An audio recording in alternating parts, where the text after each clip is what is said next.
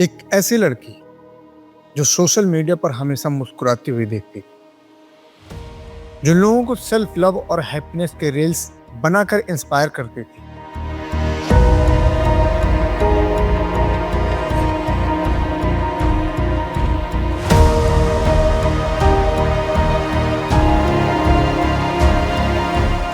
जिसकी लाइफ बाहर से बिल्कुल नॉर्मल, पॉजिटिव और एनर्जेटिक लगती थी।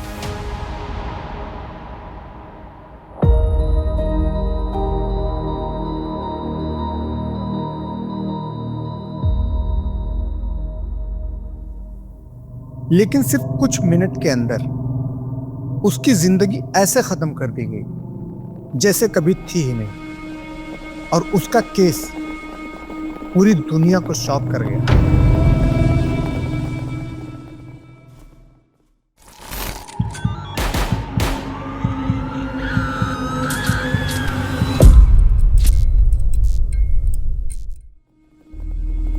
और इस केस में सबसे ज्यादा डराने वाली बात ये थी कि उसका कातिल कोई स्ट्रेंजर नहीं था, बल्कि उसका जुड़वा भाई था।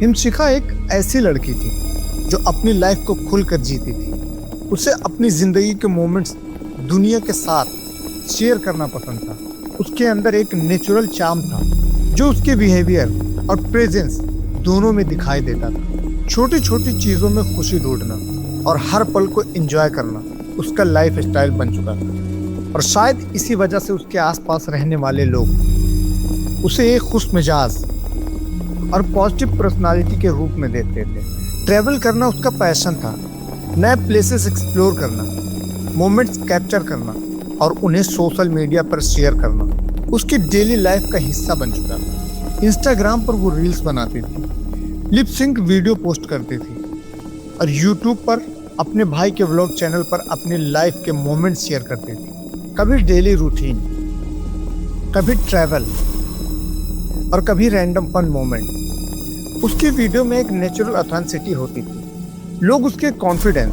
स्माइल और एनर्जी को काफ़ी अप्रिशिएट करते थे। कमेंट सेक्शन में लोग अक्सर उसकी पर्सनालिटी की तारीफ करते हुए नजर आते थे। कंटेंट क्रिएशन उसके लिए कोई प्लान्ड एक्टिविटी नहीं थी। कभी कभी वो ऑफिस में भी रील शूट कर लेती थी। कैमरा उसकी लाइफ में एक स्पॉन्टेनियस पार्ट बन चुका था। 2 मार्च 2026 को हिमशिखा अपने भाई हार्दिक के साथ गुरुग्राम से मुरादाबाद अपने घर आई थी।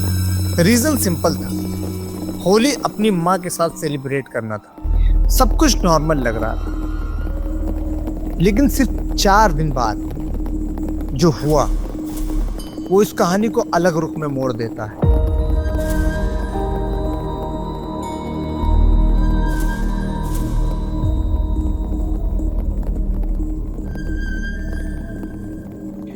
मार्च 2026 को मुरादाबाद के बुद्धि विहार एरिया के घर से अचानक जोर जोर से चीखने की आवाजें आने लगी।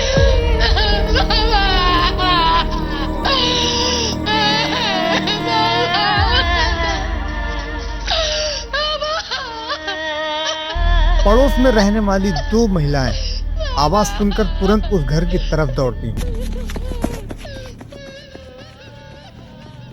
और जैसे ही वो घर के अंदर पहुंचती हैं, उनके सामने जो मंजर होता है वो किसी हॉरर सीन से कम नहीं होता।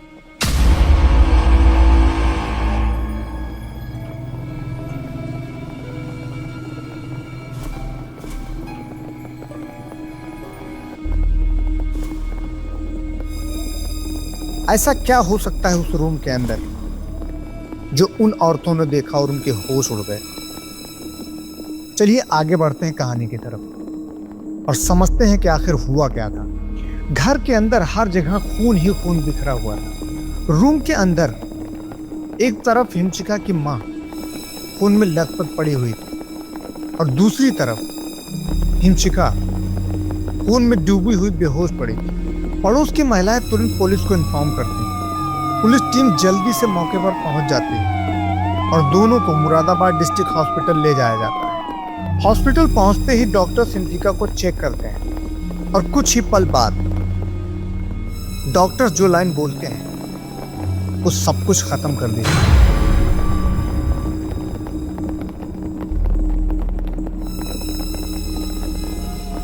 हिमशिका को डेड डिक्लेयर किया जाता है। लेकिन उस घर में ऐसा क्या हुआ कि एक लड़का अपनी माँ और अपनी सगी बहन का कातिल बन गया। नीलिमा जिंदा तो थी, लेकिन उसके शरीर पर 6 गहरे घाव थे। डॉक्टर तुरंत ट्रीटमेंट शुरू कर देते हैं। एक माँ बस तो गई थी, लेकिन उसकी बेटी हमेशा के लिए चली गई थी। लेकिन फिर आती है पोस्टमार्टम की रिपोर्ट, और उस रिपोर्ट में जो आता है वो डॉक्टर्स क्या हर एक को हैरान कर देता है। रिपोर्ट के अकॉर्डिंग हिमशिका पर किचन नाइफ से 40 से ज्यादा बार हमला किया गया था। उसकी बॉडी का शायद ही ऐसा कोई हिस्सा बचा हो जिसमें चाकू के वार न हो।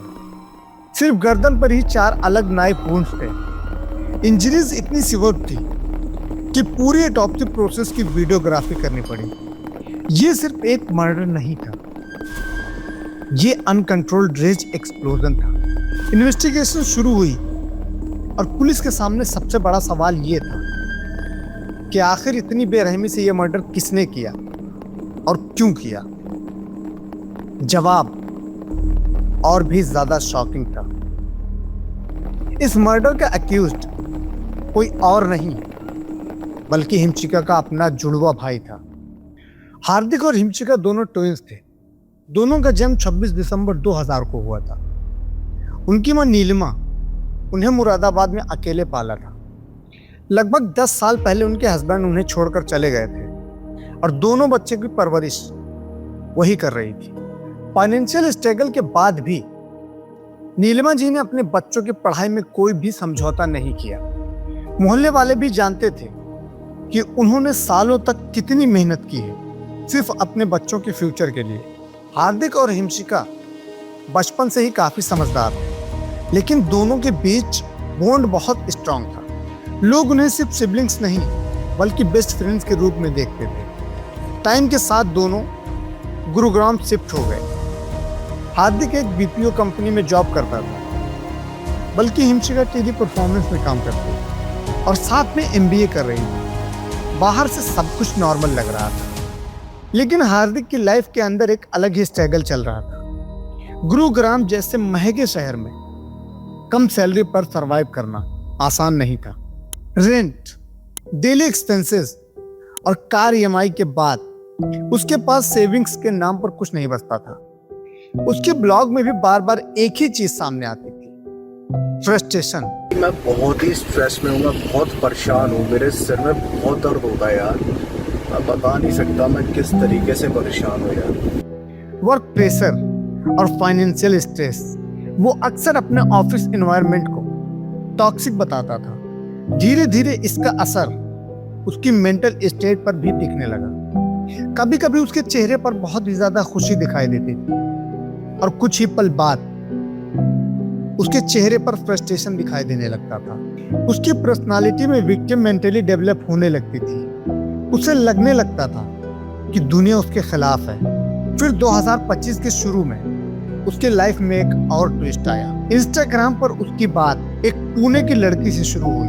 धीरे धीरे चैट और मैसेज के थ्रू दोनों के बीच इमोशनल अटैचमेंट डेवलप हो गया। लेकिन यहाँ एक प्रॉब्लम ये थी कि लड़की एक अलग रिलीजियस से बिलोंग करती थी। जब हार्दिक ने लड़की के फैमिली से बात करने की कोशिश की, उसके बाद ये रिलेशनशिप टूट गई।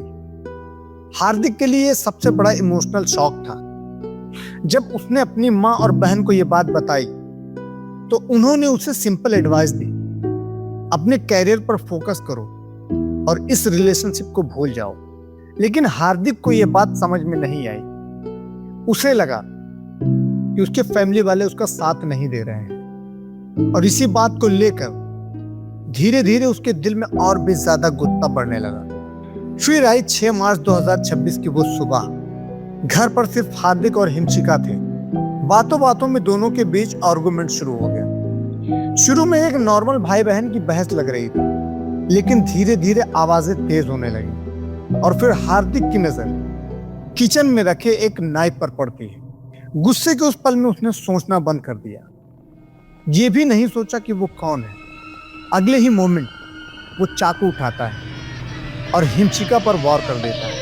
हिमशिका शॉक और दर्द के बीच अपनी जान बचाने की कोशिश कर रही थी। वो घर के अंदर एक रूम से दूसरे रूम तक भागने की कोशिश करती है, लेकिन हार्दिक उसके पीछे चाकू लेकर दौड़ रहा था और वो तब तक उस पर वार करता रहता है जब तक हिमशिका की सांसें बंद नहीं हो गई। इसके बाद हार्दिक घर से निकलकर अपनी माँ के ऑफिस पहुंचता है और उन्हें घर चलने के लिए कहता है। जब नीलिमा जी घर पहुंचती हैं और अंदर का मंजर देखती हैं तो उनकी चीख निकल जाती है, लेकिन उस पल हार्दिक उन पर भी चाकू से हमला कर देता है। खुशकिस्मती से पड़ोसियों के आ जाने से नीलिमा की जान बच जाती है। पुलिस ने तुरंत इन्वेस्टिगेशन शुरू की।